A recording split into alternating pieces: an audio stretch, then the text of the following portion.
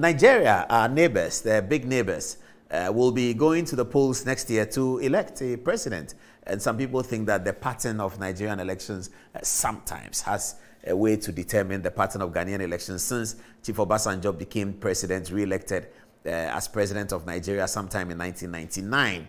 You know that our Fourth Republican Constitution began in 1992. So in terms of the Fourth Republic, we are ahead of Nigeria. By the time we started in 92 with a Republican Constitution, Nigeria was still under the control of Muhammad Babangida, who tried to organize elections, and then it failed, and then Abacha came in. You know the story. So Obasanjo restored Nigeria's constitutional rule in 1999, and he won the elections for the PDP at the time. So there are two political parties in Nigeria, the APC and the PDP. We're going to give you preliminary elections information about what we think is happening in Nigeria, because we're keeping a close eye on it. And then we want to cover the Nigerian election very, very well. So we are starting right now, isn't it? So on the screen here, you have the APC, All Progressive Congress. That's the APC candidate. Now, I'm going to show you the candidates. That's very shocking. One of them, the front runner, is Mohammed Tinubu, isn't he? Tinubu is a big name in Nigeria. He's a very wealthy man. And for Nigeria, the presidential candidates I'm going to show you, they are all super rich people, isn't it? Okay, but we'll go through it in some detail. Bello will join me in a minute to give you all the details about each of them. Latest that we are picking from Nigeria, the most latest information is that Muhammadu Buhari, whose wife organized a break the fast for all the presidential candidates, all the presidential aspirants. Now, that's interesting. That's how I got interested in this story. The First Lady of Nigeria, what's her first name again? But she's Mrs. Buhari. She organized a break the fast meet with all what she called the presidential aspirants. So it's like Rebecca Akufo-Addo holding a lunch event for all the presidential aspirants in her husband's political party. That's what happened in Abuja. I'll show you the pictures of that. But that then brought us to who are the front runners in this Nigerian election, because whoever becomes president of Nigeria is an important global figure. Nigeria controls a lot in Africa and elsewhere. They are important members of OPEC, so whoever controls Nigeria is a very, very important figure, and we know historically Nigerian presidents have been important. So let's go to the list and see. This is Bola Tinubu, Bola Ahmed Tinubu. Is he 80 years old or he's 70 years old? Okay. He recently celebrated 70. Some people think that he's more than that.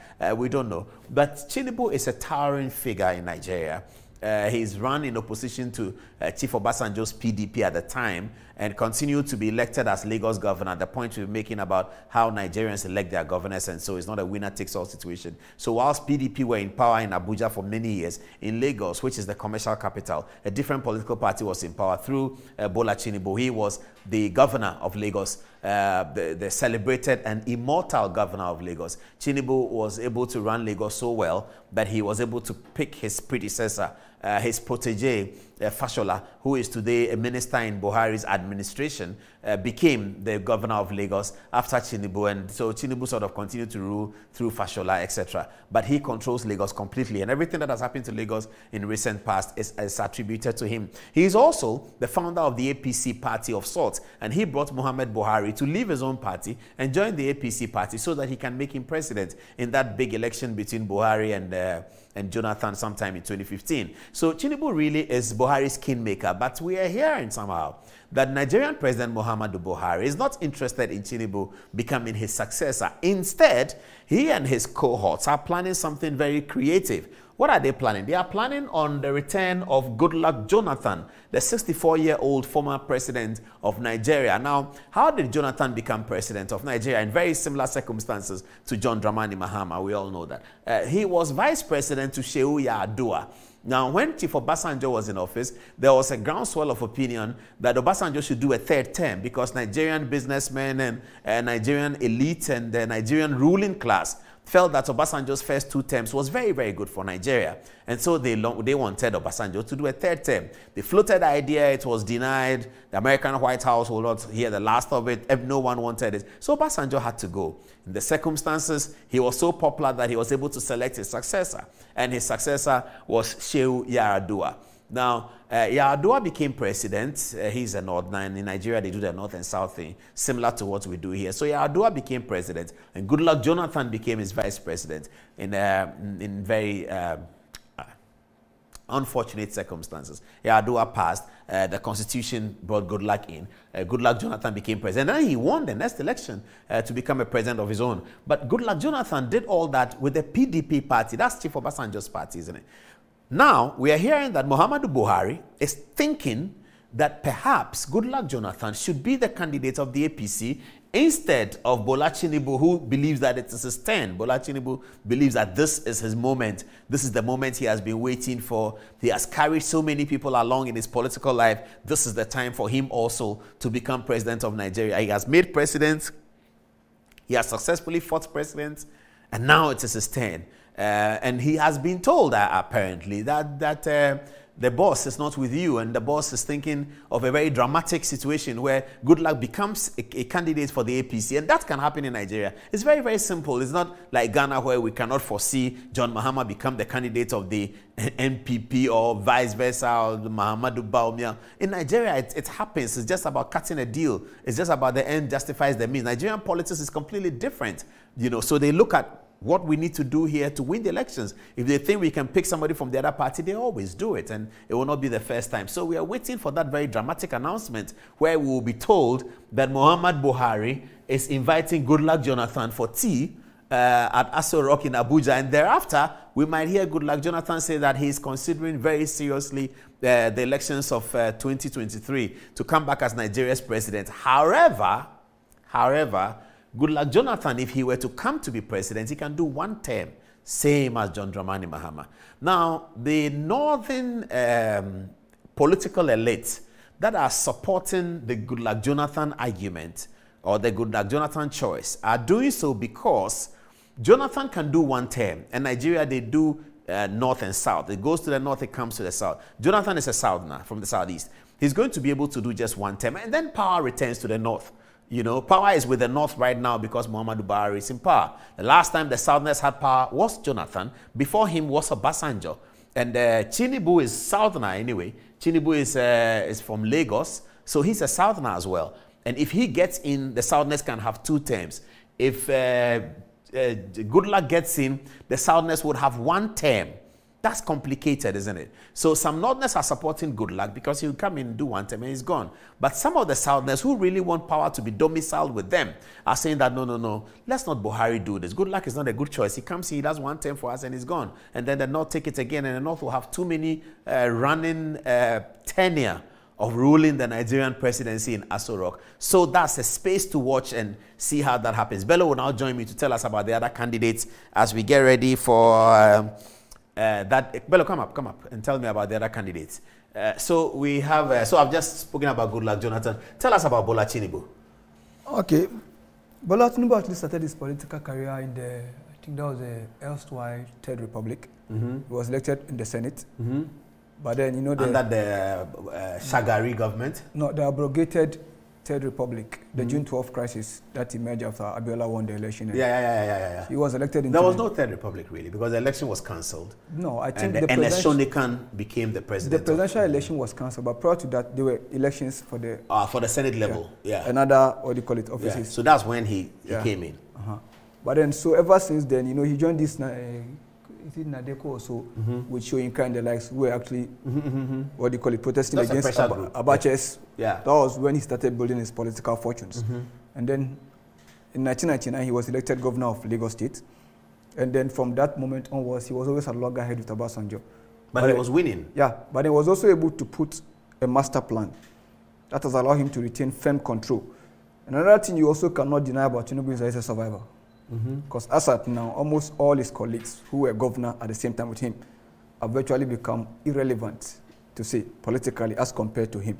But he's still large and in charge, in control. And there are those who believe that he has actually superseded the influence of Awolowo.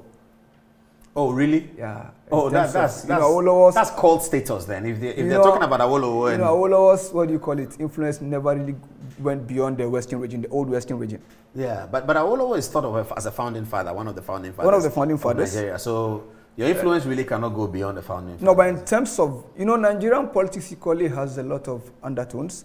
There is this regional rivalry between the old North and South that we have to draw the line parallel from the East to the West.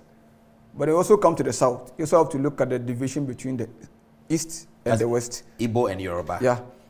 And then you also have to look at the geopolitics. Nigeria has about 6 geopolitical zones.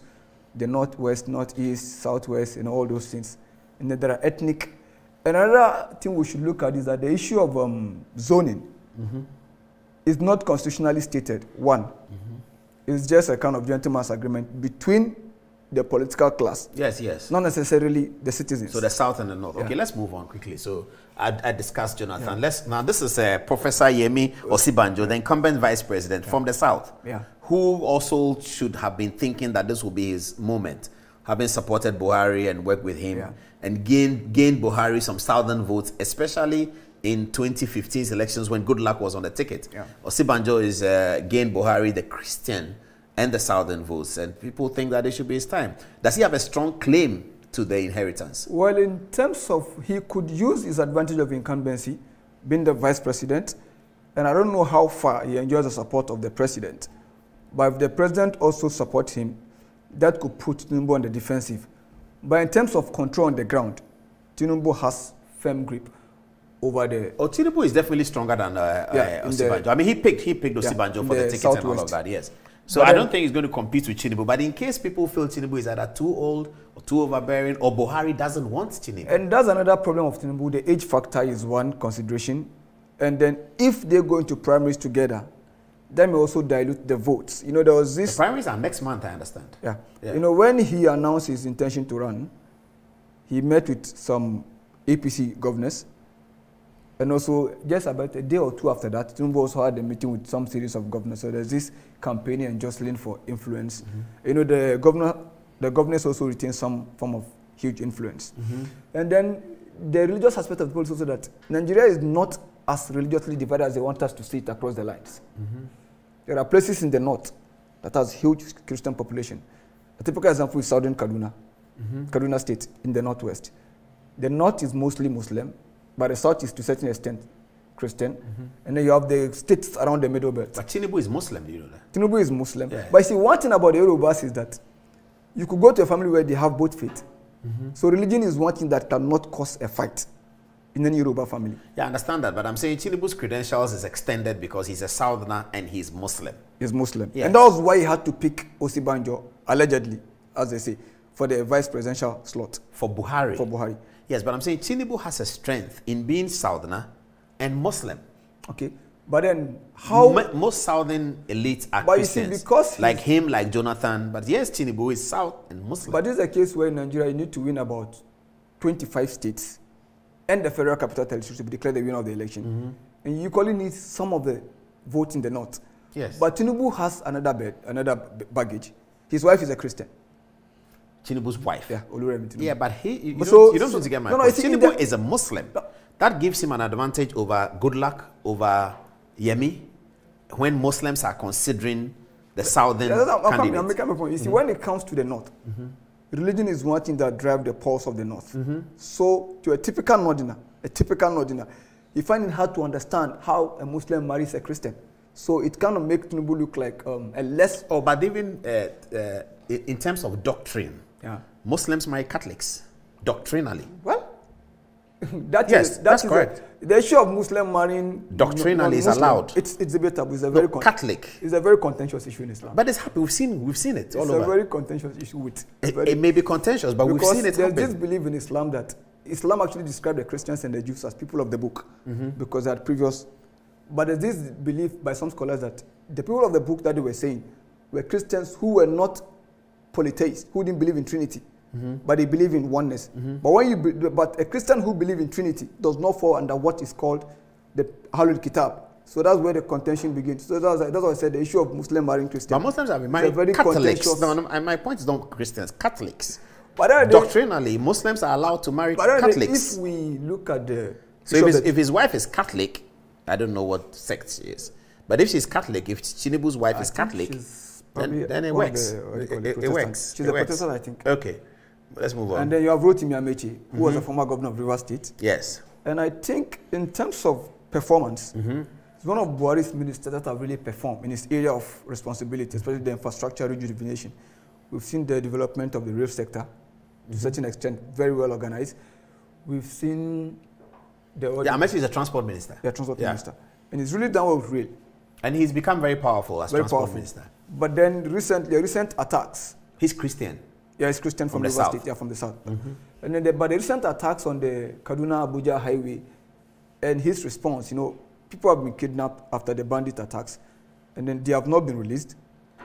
People felt that he should have focused more on securing the freedom of those people rather than focusing on his political ambition. And that also raised a couple of eyebrows here. So that's the thing going against him. Okay, let's move on. And then this is Bello. Bello. Your name? He's the current governor of Kogi State, which is one of the North Central states. So he's I think he's the youngest candidate so far. Yeah. And then and he's there was this issue about the election fee, the forms itself. It was 20 million naira when Buhari was contesting, and he claimed not to have the money. He couldn't afford, and ordinary Nigerians had to contribute to acquire the form for him. People were now questioning the fact that if you are superseding over a party now as a leader, and the form is 100 million naira, where lies your loyalty? That's the price of the form today. Yeah, 100 million. 100 million naira. Yeah. Do you know how much that's in dollars? I can't really tell. Can somebody check for us, please? 100 million naira in US dollars. So that's the end of the APC candidates.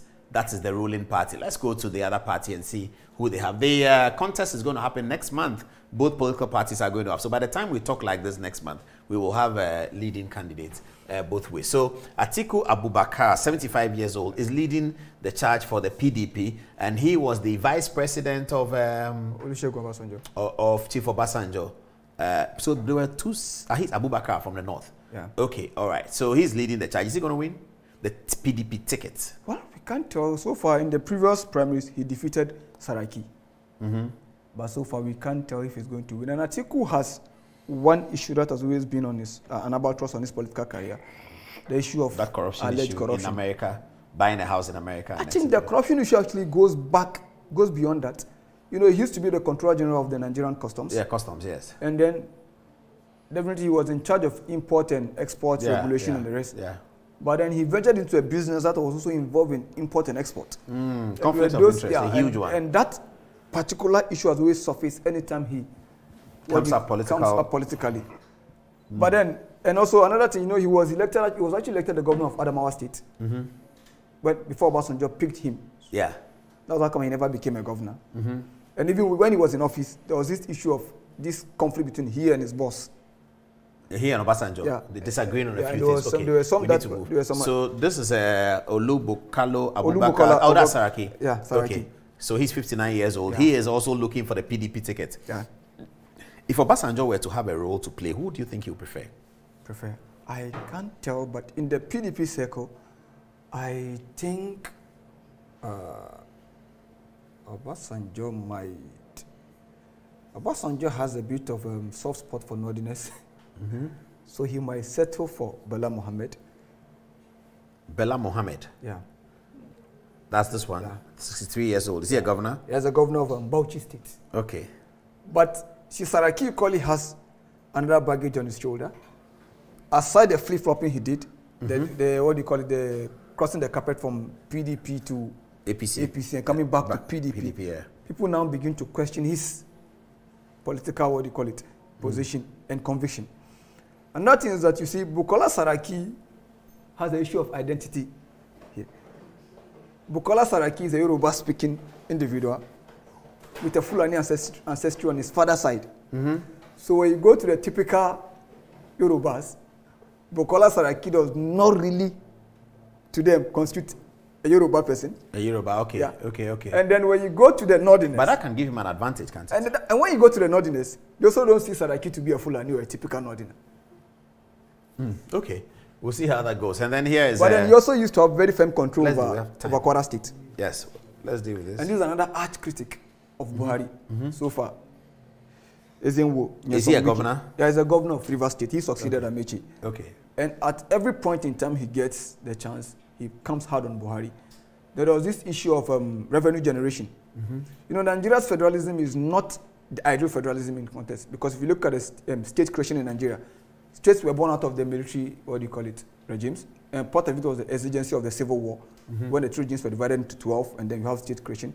So, military itself is a centralized system, so Nigeria federalism is a bit centralized. the financial, aspect of it, the fiscal something, is highly centralized.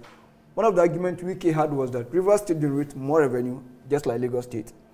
When everything is sent to the central government at the top, what happens is that the central government distributes it and give Rivers State less than what it generates. Thinks that they generate. And then, but states like Kano get exactly what they generate. So there was one of these decisions he took. So he was fighting for that. He went to court, I think, won a verdict that allowed him, that says that the Federal Revenue Service, Internal Revenue Service cannot take taxes on behalf of the state, but companies should rather pay to the state. I think that became another issue. So he's a very arch critic of Muhammadu Buhari. Okay, and Bala Mohammed is the one you said Obasanjo might prefer. Yeah. And then this is Bala Mohammed. This is Bala Mohammed again. Nice guy. These are pictures from the. Okay, so these are the photographs from the story that I talked about. They will show you the photographs, and you can see them. It's Mrs. Buhari. Let's go there. We're finishing. Is Mrs. Buhari Aisha here? Buhari. Yes, Aisha Buhari. That's her. No, she's not the one here. She's okay. She is. Yes. So this is Aisha Buhari talking to Tinubu. As you can see in the photograph over there, she invited all the people she thought were presidential candidates to succeed her husband to the break of the fast, all of them Muslims. So that's she and Tinubu in a chat. That's she seated there with all the important people. That's who? Nasir El-Rufai, governor of Kaduna State. Yes, she was mentioning another Buhari loyalist. Yeah, and then they all had a nice break of the fast in the name of Allah. And that's Tinubu, who was pictured all over the place there. So he is in pole position to become the next president of Nigeria. And this is another, what do you call it? This is a poster. These are one of the... Of Osibanjo. Going around on social media. There's this belief that if, Osibanjo emerges as the presidential candidate. Yeah, presidential candidate. For the APC. He should ideally pick, Professor Babagana Umaru. Zulum. That's the governor of Borno State. He's one of the most popular governors in Nigeria at the moment, and his his performance is equally very, very good, very, very impeccable. Looking at the security challenges in Borno State, and he goes to the front himself. Though I think there was this attack in Auno, and when he went to the field, he told the military point blank, if they can't do anything, they should leave. Now he's always in the front. I see. But another thing we should look at is that he is currently serving his first term as a governor. He has not decided whether he will run for the governorship of Borno State or would be going for presidential, Okay, this will get there next week. And then another thing that will worry Tinubu is the issue of the NSAS. NSAS was against him? Yeah, people still believe that the order, there's this belief that the Lekki Plaza actually belongs to him through a front company. So the order to shoot? To shoot actually came from he and Sanwo-Olu because of the financial interest involved with the blockage of the and there's this firm, anger among certain quarters in Lagos State. And we don't know if that becomes an issue, looking at how young and vibrant the population. Now, there's this division between the population of the South and the North. Politically, the South is very vibrant and very, very, very, more matured, I would say, than the North. Even if you look at the struggle for independence, at the forefront were actually the initial, activists or founding fathers, actually, the Southerners. One of the delays for independence was caused by the recalcitrance of the North or the refusal of the North to accept early. It should have happened probably around, Ernest Onahuru read the motion for independence in 1956. When he was reading the motion in Lagos, I was writing in Kano because he did not felt it wasn't ready. So there's that kind of division. Another thing that may also affect the fortunes of the, the Southern candidates is, you see, unlike the North, which sometimes like to coalesce as a single bloc, there is this division always between the East and the West. And that also plays into the hands of the North and make the North a bit powerful. Although we can also decide to look at the politics of each geopolitical reasons. For example, even in security situation, APC has done well in the Northeast. But the security in the Northwest, it's still bad. It's very, very bad. So Boko Haram is not as strong, but there's a new one. Boko Haram is not as strong as it is. And then the army is now facing ISWAP. That's the Islamic State of South African province, a breakaway faction of Boko Haram. That's all allegiance to ISIS. But in the Northwest, we've seen a relentless attack from bandits across states like Zamfara, Kaduna. And what are these how do these bandits identify themselves? These are loose. Are they terrorist groups? See, unlike Boko Haram and, ISWAP, that are structured and hierarchical, these are loose network of criminals. And one of the problems people had with the response of the government was that When IPOB, the indigenous people of Biafra, were protesting Nnamdi Kanu, the army was quick to declare it a terrorist organization. And there was this brute force. We need to move on. We need to move on. We will talk about the army commander who died the next time we talk about Nigeria.